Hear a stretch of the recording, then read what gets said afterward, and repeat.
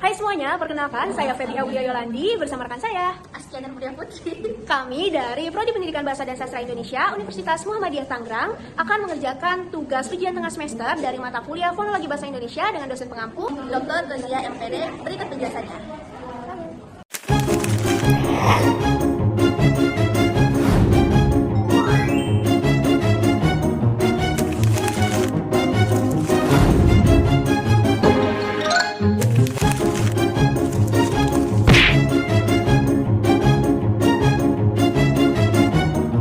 Pembahasan pertama mengenai pengertian fonem.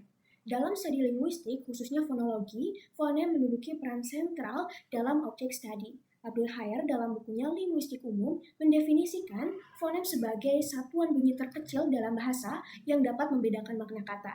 Ia menekankan bahwa fonem bersifat abstrak dan dapat memiliki variasi yang disebut alofon, tetapi variasi ini tidak mengubah makna. Fonem tidak memiliki arti sendiri, tetapi ketika digabungkan dengan fonem-fonem lainnya, maka mereka akan membentuk kata yang memiliki makna. Ciri utama fonem adalah kemampuannya untuk membedakan makna. Jika perbedaan suatu bunyi dalam sebuah kata menyebabkan perubahan makna kata tersebut, maka bunyi tersebut adalah fonem yang berbeda. Untuk membuktikan status fonem suatu bunyi, sering digunakan teknik pasang minimal pair, yaitu dua kata yang memiliki bunyi identik kecuali pada satu posisi bunyi saja dan kedua kata tersebut memiliki makna yang berbeda. Contohnya ada huruf T dan D. Dalam kata tua dan dua itu memiliki bunyi yang identik ya, tua, dua, tetapi maknanya berbeda. Tua itu menunjukkan sesuatu yang lawan katanya adalah muda, dua itu menunjukkan jumlah. Ada contoh lain, contohnya padi dan tadi, huruf P dan T itu jelas beda ya, padi dan tadi.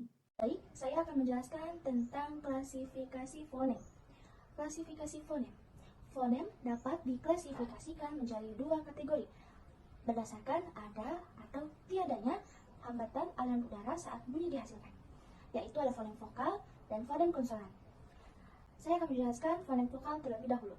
Fonem vokal merupakan fonem yang dihasilkan ketika aliran udara dari paru-paru keluar melalui rongga mulut tanpa mengalami hambatan yang signifikan. Kualitas bunyi vokal ditentukan oleh posisi lidah dan bentuk bibir. Klasifikasi fonem vokal didasarkan pada 3 kriteria, yaitu ada tinggi rendahnya posisi lidah, menunjukkan seberapa tinggi atau rendahnya bagian lidah dinaikkan saat menghasilkan vokal. Nah, di sini ada vokal tinggi, yaitu di mana lidah dinaikkan mendekati langit-langit. Contohnya itu huruf I, ini, dan ubi. Ada juga vokal tengah, yaitu di mana lidah berada pada posisi pertengahan. Contohnya E, atau O. Selanjutnya juga ada vokal rendah, yang di mana lidah berada pada posisi rendah menjauhi langit-langit. Contohnya A. Baik, selanjutnya ada bagian lidah yang bergerak. Maju mundurnya lidah menunjukkan bagian lidah mana, depan, tengah, atau belakang, yang paling aktif atau paling tinggi posisinya. Di bagian ini ada vokal depan, yang dimana bagian depan lidah dinaikkan. Contohnya I, Nah, I, dinaikkan ya. Terus selanjutnya ada vokal tengah, yang dimana bagian tengah lidah dinaikkan. Contohnya Ada juga vokal belakang, bagian belakang lidah dinaikkan. Contohnya U, O. Nah, selanjutnya ada bentuk bibir.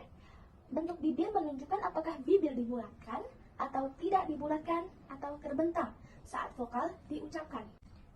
Di bagian ini ada vokal bundar, yang dimana bibir membentuk lingkaran. Contohnya U kan lingkaran, terbentuk lingkaran kan bibirnya. Terus juga O. Nah, terus ada juga vokal tak bundar, di mana bibir dalam posisi netral atau terbentang. Contohnya I,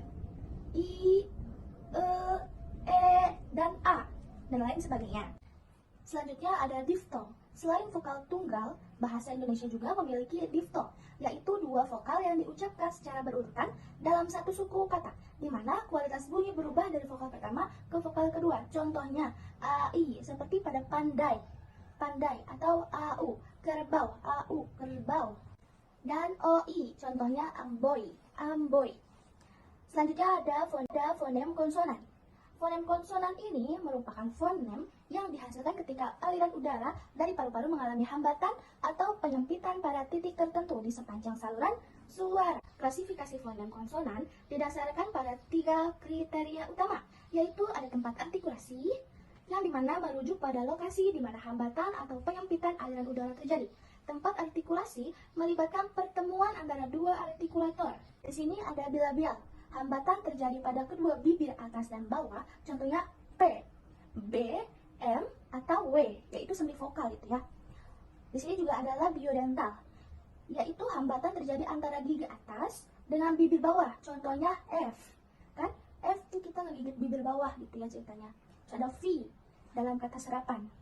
Selanjutnya juga ada apicodental, yaitu hambatan terjadi antara ujung lidah dan gigi atas, contohnya T, T, D. Dalam beberapa deskripsi fonetik Indonesia, T dan D sering digolongkan alveolar. Alveolar ini terjadi antara ujung atau daun lidah dan gusi, yang disebut alveolum di belakang gigi atas. Contohnya T, T, D, N, S, Z, L, R. Yang ujung lidahnya itu menyentuh gigi atas atau bawah di bagian belakang gigi. Nah, selanjutnya tuh ada palatal. Hambatan terjadi antara bagian tengah lidah dan langit-langit keras yang disebut palatum. Contohnya C, C, C, J, J, N. Selanjutnya ada velar, yaitu hambatan terjadi antara bagian belakang lidah dan langit-langit lunak. Contohnya K, G, N, X. Selanjutnya ada glotal, yaitu hambatan terjadi pada celah suara yang disebut glotis di laring. Contohnya tuh H, H, hamzah. Konsonan letuk glotal sering sebagai alofan, K di akhir kata atau di antara vokal. Selanjutnya itu ada cara artikulasi, merujuk pada jenis atau cara hambatan aliran udara dilakukan, yaitu ada hambat atau letup, yang dimana aliran udara dihambat total kemudian dilepaskan secara tiba-tiba. Contohnya P, P, B, T, D, K, G. Kayak ditahan gitu, ngerti kan? Nah, oke, di sini ada geser atau frikatif, yang dimana aliran udara dipaksa melalui celah sempit sehingga menimbulkan bunyi desis atau geseran. Contohnya F. Oke, tadi digigit ya. Jadi F, V, S, Z, dan X serta H. Jadi di mana aliran udara itu dipaksa melalui celah sempit sehingga menimbulkan bunyi desis seperti F. Selanjutnya ada paduan atau affricat. Dimulai dengan hambatan total atau stop yang diikuti pelepasan melalui celah sempit, di mana artikulasi yang sama, contohnya C, J, C, dan J. Selanjutnya ada sengau atau nasal, di mana aliran udara dihambat di rongga mulut, tetapi langit-langit lunak diturunkan, sehingga udara keluar melalui rongga hidung, contohnya M, M, N, N, gitu ya. Selanjutnya ada sampingan atau latera. Aliran udara dihambat di tengah mulut oleh lidah, tetapi udara dibiarkan mengalir melalui satu atau kedua sisi lidah, contohnya L. Selanjutnya ada getar atau trill. Hambatan dihasilkan oleh getaran cepat atau sentuhan singkat antara artikulator, contohnya huruf R, R, R. Contohnya huruf R ya. R kan bergetar kan ya. Nah, di sini ada hampiran semivokal. Artikulator saling mendekat tetapi tidak sampai menimbulkan hambatan total atau friksi yang kuat, bersifat seperti vokal. Contohnya itu huruf W dan J. Nah, selanjutnya ada kebergetaran pita suara, merujuk pada apakah pita suara bergetar atau tidak bergetar saat bunyi dihasilkan. Di sini ada bersuara, yaitu pita suara bergetar. Contohnya B, D, G, J, Z, V, M, N, L, R, W, J.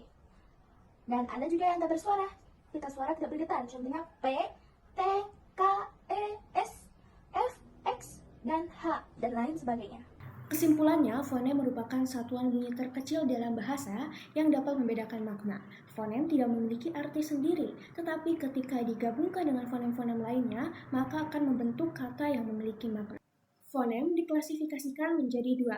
Yang pertama, fonem vokal. Dalam fonem vokal dipengaruhi oleh tinggi rendahnya posisi lidah, bagian lidah yang bergerak maju atau mundur, dan bentuk bibir. Fonem vokal juga dipengaruhi oleh diftong. Dan yang kedua, ada fonem konsonan. yaitu dipengaruhi oleh tempat artikulasi, cara artikulasi, dan kebergetaran pita suara. Sekian penjelasan dari kami, semoga bermanfaat. Dah.